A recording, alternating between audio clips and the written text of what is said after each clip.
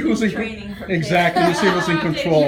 We are absolutely. I'm a terrible filmographer, but we're here right after just an awesome interview with Entrepreneurs in Fuego with Chelsea Rusing, and she's telling a story about camping and her encounter with a bear. Dude, you just go ahead. Okay, so you're in the middle of this middle of nowhere, don't know where I am. I've seen one person within, probably 10 miles.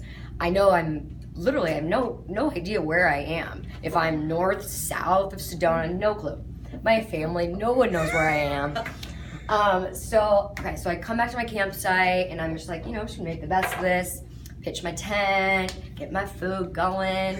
The family of elk comes back. Like, they're just massive, like passing by me. I'm like, oh, big deal. So I'm like having a great time. I turn on my old CDs in my car, just jamming out. Wait, old CDs? How old can they be? Like, you're a kid, dude. Like 90s rap, like totally music that wouldn't. Yeah. It's like totally music that wouldn't go with like the ambiance. I'm like getting down to some old Eminem. But like having a great time. Getting my beanie, it's getting cold. So I'm eating and then also the music stops. And I'm like, what the heck? So I go in my car and I'm like, no, the CD just must not be working. Take it out, try and turn my car on. Oh, battery's dead. Sun is literally going down. I'm 8 miles from the only civilization I know, which is the gas station. So I'm like, well, my best bet is just to go to bed. Which, of course, everybody has to know that this is a gas station, like an old school gas station, which is manned by one old guy that's wearing overalls. Looks like Santa Claus. Yeah. The start of a horror movie. Yeah, exactly. So I'm like, okay, may as well just go to bed.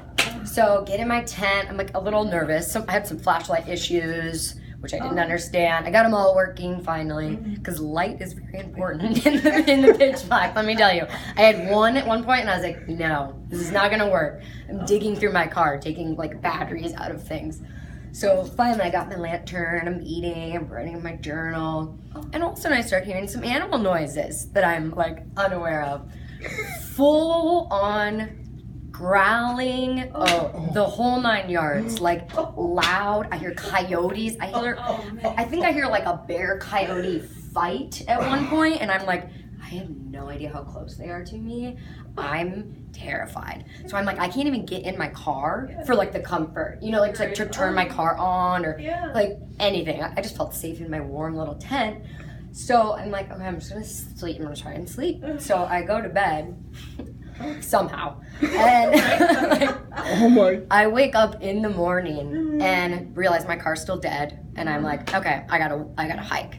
I gotta hike the 8 miles. I woke up at 4, so I put my backpack on, start hiking, turn to my left, about literally 100 feet away from me is a black bear and 2 baby cubs. Oh jeez, the worst. The worst. And I am just like shivers just like down my whole body, even though I'm like freezing, so I like socks on my hands because I wasn't expecting to be in this cold environment. So I'm like, oh, okay, that just, what else is gonna happen? Like, so I'm just like quietly making my way around, and the mom straight looks at me, and I'm like, okay, don't be threatening, just calm your eyes and just walk. But I didn't keep my eyes off of her, and I just walked, and they just stayed and did their own thing. I learned after that, after I hiked. Well, if they come at you, you gotta be bigger than them.